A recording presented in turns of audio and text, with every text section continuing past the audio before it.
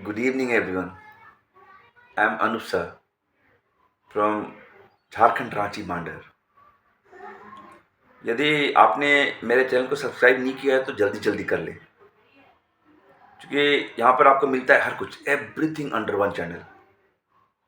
यहाँ पर मैं आपके लिए लेकर आया हूँ SST, social studies, that it's a final touch. अब रही बात कि भाई अनुप सर तो SST के बारे में हर कुछ बता चुके हैं। एक अलग ही कॉलम है उनके लिए, मैंने अलग किया है प्लेलिस्ट में मैंने उनके लिए बहुत सारे वीडियोज़ बनाए हैं मैट्रिक और इंटर के लिए। अब रही बात कि मैट्रिक और इंटर के लिए मैंने बहुत सारे वीडियोज़ बनाए हैं, और नंबर 2 है कि जब मैंने इन वीडियोज़ को बनाए तो उनकी गहराइयों तक घुसा हूँ मार्क्स के लिए, कि मार्क्स कैसे आएँ और आपकी स्मरण शक्ति कैसे बढ़े। प्लीज़ बिना स्किप किए इस वीडियो को पूरा देखिएगा, क्योंकि यदि आप इस वीडियो को पूरा देखे बिना रुकते हैं तो दिक्कत हो सकती है एग्ज़ाम में। और यदि आप पूरी तरह इस वीडियो को देखते हैं तो आई एम वेरी श्योर कि आपका SST बहुत अच्छा जाएगा।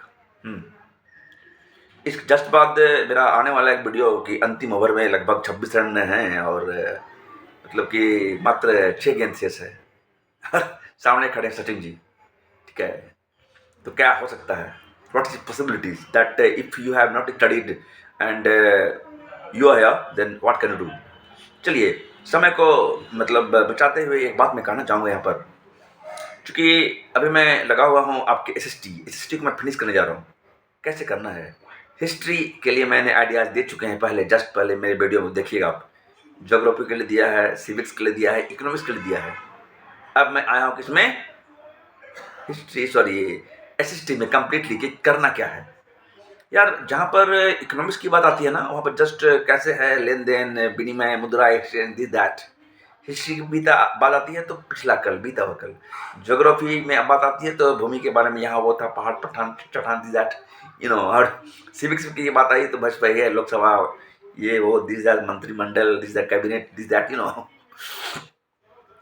तो जैसे कि मान लीजिए कि अभी क्या आपको करना क्या है, क्योंकि मैं ये बात को अक्सर बोलता हूँ कि भाई आपके जितने भी NCERT के बुक हैं उनको बिल्कुल पैरेट कलर के इससे ये कर लीजिए, पैरेट कलर से बिल्कुल एकदम उसके मार्कर से मार्क कर लीजिए। मार्क क्यों कीजिए, मार्क इसलिए कीजिए ताकि आपको रिवीजन में दिक्कत ना हो। रिवीजन टेक्निक मैं बता चुका हूँ। अभी जो आने वाला है ना मेरा 2 और वीडियो, उसको जरूर देखिएगा, क्योंकि ब्रह्मास्त्र आएगा वो, है ना। और जितनी जल्दी उसको सब्सक्राइब कर लें, क्योंकि ऐसे ही वीडियो आते रहेंगे, प्लस आपको यहाँ पर मिलते हैं हर तरह के वीडियोज। चलिए आते हैं हम लोग SST में। देखिए, जनरली आपकी कॉपी में सबसे पहले अपने माइंड को कूल रखें। एग्जाम के 1-2 घंटा पहले ना पढ़ें, ज़्यादा बातें नहीं, आपका दिमाग शांत। अपने दिमाग को शांत रखें, और दिमाग को शांत रखने के बाद आप बिल्कुल एकदम फ्रेश माइंड से घुसें एग्ज़ाम देने। जब आप एग्ज़ाम देने घुस रहे हैं, उस वक्त ये याद रहिए कि बार बार किताब को देखना, पलटना, ये आपके लिए अच्छा साबित नहीं होगा। सिंपली इंटर कीजिए मुस्कुराते हुए, हैप्पी फेसेस। टेंशन वाली मुद्रा में नहीं कि एग्जाम लिखने जा रहे हैं, क्योंकि यदि जैसे ही आपको कोई क्वेश्चन मिलता है, देखते हैं फटाफट कि क्या क्वेश्चन आया है, और जैसे ही क्वेश्चन मिलता है ना, अगर कोई क्वेश्चन में थोड़ा सा आपको टफ लग गया तो आपका घबराना शुरू होता है। नहीं, मुस्कुराइए, पहले बाकी क्वेश्चन के आंसर को दीजिए, घबराइए मत। आपके जो एग्जामिनर हैं, परीक्षक हैं, वो मान लीजिए कि आप अंत में उसको लिख रहे हैं, कुछ ना कुछ तो लिखना है भाई, छोड़ना नहीं है। आपके परीक्षक जो हैं वो आपके गलत आंसर में से सही आंसर को ढूंढते हैं। तो एकदम बिल्कुल बिंदास होके, टाइम मैनेजमेंट नहीं मिलता है, सर समय नहीं बचा, ये नहीं बचा, वो नहीं बचा, तो क्या करना है, 1-2 सेट आप हल जरूर कर लें, 1-2-3 सेट हल, ताकि आपको ये ना लगे कि आप पहली बार एग्जाम में प्रवेश किया है। ये काम अपने घर में कर सकते हैं, खुद से करें, और कॉपी भी खुद ही चेक करें। इसको बोलते हैं सेल्फ एवल्यूशन, ठीक है। तो इसी तरह आप सेल्फ एवल्यूएट करें अपने आप को, और सबसे बड़ी बात है कि थोड़ा-सा जैसे ही आप बाहर से आते हैं, जैसे ही आते हैं, आँखों को बंद करके ध्यान कीजिए, पढ़ाई के पहले। अभी, क्योंकि मेडिसिन में बहुत पावर होता है, शक्ति होती है। लिख-लिख कर पढ़ें। और एसएसटी की एक बहुत ही महत्वपूर्ण बात मैं आपको बताने जा रहा हूँ, जो कि बहुत इम्पोर्टेंट है, आपको ये करना है। तब आपको 80 में एकदम बहुत अच्छे मार्क्स मिल सकते हैं। तो इसके लिए क्या करना चाहिए? इसके लिए कुछ नहीं, बहुत सिंपल सा अंदाज है कि भाई हम लोग को ये करना चाहिए कि एक सिंपल सी बात है ना कि आप जब कभी क्वेश्चन को लिख रहे हैं, 1 मार्क्स का क्वेश्चन है, ऑब्जेक्टिव है, उसमें तो A B C D E लिखते हैं आप लोग, जो भी वॉटेवर। लेकिन मैं पहले भी कह चुका हूँ कि ए अगर लिखना है तो ए लिखिए, ए लिख के ऐसे डैश दीजिए, उसके बाद ए का ऑप्शन क्या है उसको भी लिखिए, नाम को ऐसे मत छोड़ दीजिए ए लिख के। मान लीजिए कहीं कहीं पर आपका ए लिखा हुआ किसी को डी दिख गया, ऐसा होता है ना, उसके ऑप्शन को भी लिख दीजिए, हो गया। नंबर 2, आपको A B C D E जितने भी हैं उसके बाद एक लाइन खींचना है, राइट। आपकी कॉपी चमकनी चाहिए, कोई हड़बड़ी नहीं, कोई टेंशन नहीं, बिंदास। अब जैसे कि मान लीजिए जो 2 मार्क्स के हैं, उसमें जो आपने पॉइंट क्रिएट किए हैं नहीं किए, लेकिन जो मेन बिंदु है उसको अंडरलाइन जरूर कर दीजिए। मान लीजिए कोई क्वेश्चन 5 नंबर का है या बड़ा है, तो आप उसमें मात्र 5 लाइन लिखिएगा तो आपको मार्क्स उतने नहीं मिलेंगे। उसको आप 5 पॉइंट अलग से बनाइए, 1 2 3 4 5, और एक से लेकर आगे के जितने भी क्वेश्चन हैं उसमें एक लाइन का गैप होना चाहिए। बिना गैप दिए आप क्वेश्चन के आंसर को मत लिखिए, बिना गैप दिए। इसीलिए क्योंकि इससे आपकी कॉपी साफ सुथरी लगती है, साफ सुथरी लगती है कॉपी, पहला। और नंबर दो, जैसे कि एक बात को बहुत ही अच्छी तरह ख्याल रखने की ज़रूरत है, बहुत ही अच्छी तरह ख्याल रखने की ज़रूरत है, और वो है कि आप कभी भी क्वेश्चन को देख के ना घबराएं। क्योंकि एनसीईआरटी के एक एक लाइन को पढ़िएगा ना, उसके क्वेश्चन आंसर को, तो डेफिनेटली है कि आप हर किसी का आंसर दे सकते हैं। अब है कि भाई आप अगर उसको बिल्कुल नहीं जान रहे हैं आंसर को, तो थोड़ा सा उसको अपने स्तर से लिखने की कोशिश करें। और जब अपने स्तर से लिखने की कोशिश करते हैं ना, तो जब अपने स्तर से लिखने की कोशिश करते हैं तो उसको मतलब छोड़ना नहीं यार, छोड़ना नहीं है, बिल्कुल नहीं छोड़ना है। अब मैंने इसके पहले ही टेक्निक दी है कि कैसे करके क्वेश्चन के आंसर को बड़ा किया जाए। जैसे कि आपने 1 लिखा, फिर 2 लिखा, फिर 3 लिखा, फिर 4, फिर 5, तो अंडरलाइन जो करते हैं ना वो एक साहसी स्टूडेंट करते हैं। अंडरलाइन कहीं पर कीजिएगा तो टीचर देखें हाँ 5 पॉइंट लिखा है, अंडरलाइन किया, अच्छा सही होगा, टिक मारे, 5 नंबर दी, चले गए, हो गया, डन।